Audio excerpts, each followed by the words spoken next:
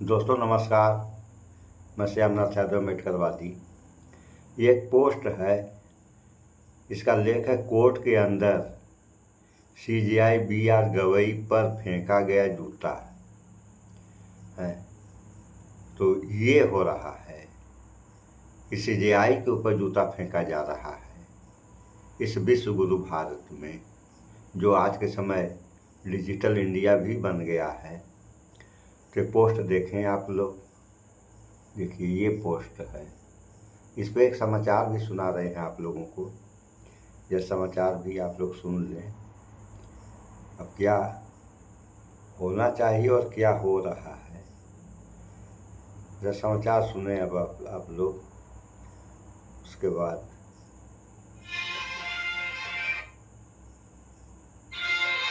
सुनिए समाचार।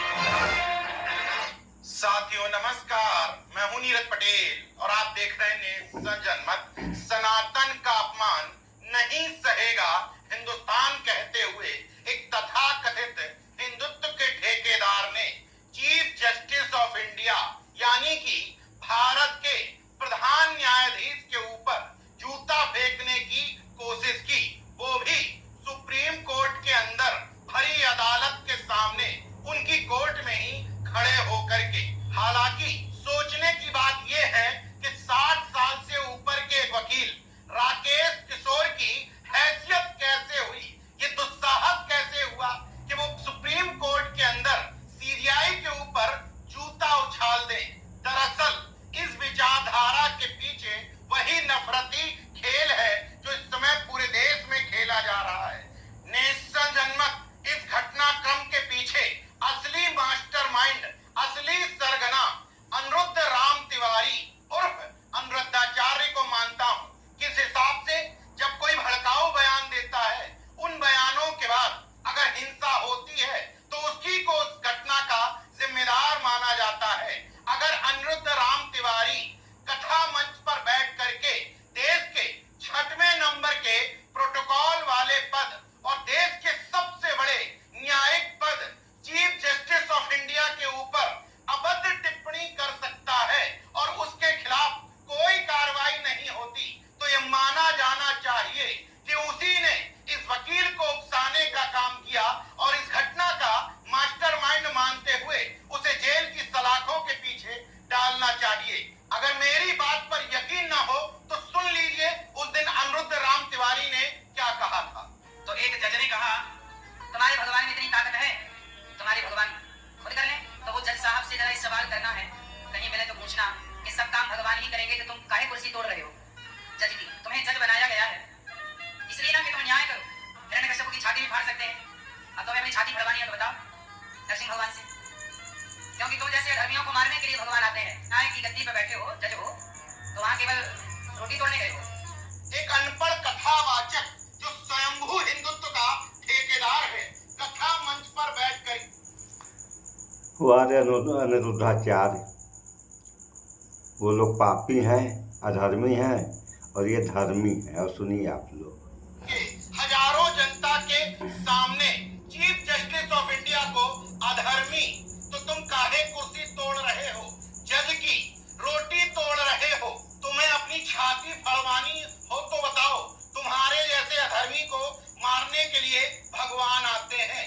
सोचिए, हिंसक शब्दों का इस्तेमाल कर रहा है, तो अगर अनुरुद्ध राम तिवारी के खिलाफ कुछ एक्शन नहीं लिया गया तो इसी वजह से राकेश किशोर